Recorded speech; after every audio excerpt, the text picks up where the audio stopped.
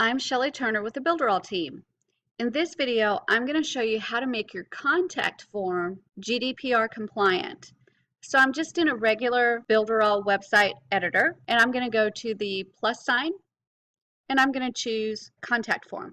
And there's several different options. I can choose any one that I want to. I'll pick this one right here, and that puts the form into the website. The next step is to right-click the form and go to Configure.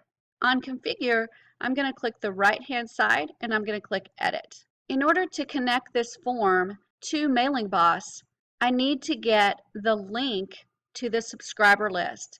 So I'm going to show you exactly how to get the link from Mailing Boss. Here I am in Mailing Boss, and there's a couple things that I need to get from Mailing Boss to connect the contact form to the correct subscriber list. So the first thing I'm going to do is find my list, and I'm going to go to Overview. And in Overview, I'm going to find out what my field names are. So I'm going to click Fields, and I've got two field names that I'm collecting for this list. The first one is the first name, and the second one is the email. Now I need to see what the tag names are. So for the first name, the tag name is fname, and for email, the tag name is email. I'm going to put that into a notepad. So I have my notepad that has the first name tag, the email tag, and now I need to get the subscribe link for this subscriber list. So I'm going to go back to my home page. And here's the list, and right here it has a subscription URL. You need to copy that link. So you're just going to click this button, and it automatically copies the link for you, and then I'm going to add it to my notepad. So now I have the main things that I need for my contact form. I have the first name field tag, the email field tag, and I have the subscriber link for this subscriber list. So now I can go back to my contact form and finish the contact form with the correct information. Now I'm back in my contact form, and I'm going to go ahead and add the subscribe link in the action area. Once I add the subscribe link in the action area, I need to next choose a method of post. That means that the data that this form collects is going to post onto that subscriber list.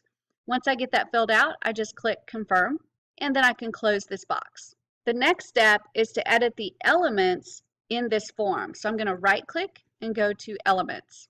And this one has several elements, but the only fields that I actually have in my subscriber list are first name and email. So I'm going to go ahead and remove all of the elements that I don't need, including last name, subject, and all I'm doing is clicking the little minus button to get rid of that object. There's also an area called message. I'm going to get rid of that object. And there's an empty box I'm going to go ahead and get rid of. And now the only two items that I have in here are first name and email. Once I've got my fields organized in my contact form, the next thing I'm going to do is make sure the names of the fields in the contact form match the tag names of the fields in my Mailing Boss list. So to do that, I'm going to look at first name, and I'm going to go all the way over here to the right hand side, and I'm going to click the little pencil that shows up. So I'm going to click that, and here's the tag name. And if you remember on our notepad, the tag name was fname. Let's make sure. And there it is, fname all capitals, fname all capitals. Every single letter should match in this space. Very important, or it won't be able to put the data in the right place. So this one's correct. I'm going to go ahead and click confirm. And then we're going to check the email area, and we're going to go to that pencil in the email. I'm going to click it, and the tag name is email. Let's make sure that's correct. And the tag for email is the word email, all capitalized. So those are both correct. So I'm going to go ahead and confirm that. And now we can start getting ready to put our GDPR elements in there. In order to do that, I'm going to go ahead and add a new column. All I need to do to add a new column is click the plus button on the blue line, and that will add a new column inside of this form. I've added a new column here, and I'm going to go to the plus sign inside the gray box, and I can choose whatever type of element I want to add here. But for GDPR purposes, I'm going to choose a checkbox. And now I have the option to put in different things for my checkbox. For GDPR, the first thing I want to do is make it a required field. So I'm going to click the down arrow and choose required. The next thing I'm going to do is decide what I want this checkbox to be. So I put in, I agree to the privacy policy. And then for the value, I just put policy. Now the second item, I'm going to go ahead and delete. So I only have that one item. I'm going to make sure that it is not selected. For GDPR, it's really important to remember that the user has to checkmark it. You cannot checkmark it by default. It has to be left unchecked, and the user has to checkmark it. So you need to leave this unchecked. The next thing I'm going to do is put a link right here to the actual privacy policy. So I'm going to click my plus button. You do have the option here to select a page that already exists in your website or a website URL that you want to send the user to for your privacy policy. And I'm going to go to page, and then I'm going to click select, and I'm going to choose the page that has my privacy policy on it, and then I'm going to click OK. And that allows me to have a hyperlink so that they can click that link and go straight to my privacy policy and read it before they complete this form. Once I've got all that filled out, I'm going to go ahead and click confirm. And so now I have first name, email, and a checkbox that's required that says I agree to the privacy policy. And then I'm going to click confirm. So this is what our form looks like right now. Remember that we can edit and we can change the way it looks. We can also take off that word checkbox list. So I'm going to right click and go back to elements. And right here on the checkbox list, I'm going to click the pencil. And right here where it says visible label, I can pull the down arrow and choose not visible. And then I can click confirm. And that label goes away. And now I can click confirm again, and it changes again the look of this opt-in form. I can also choose to add another checkbox if I want to. So I can say I agree to the privacy policy.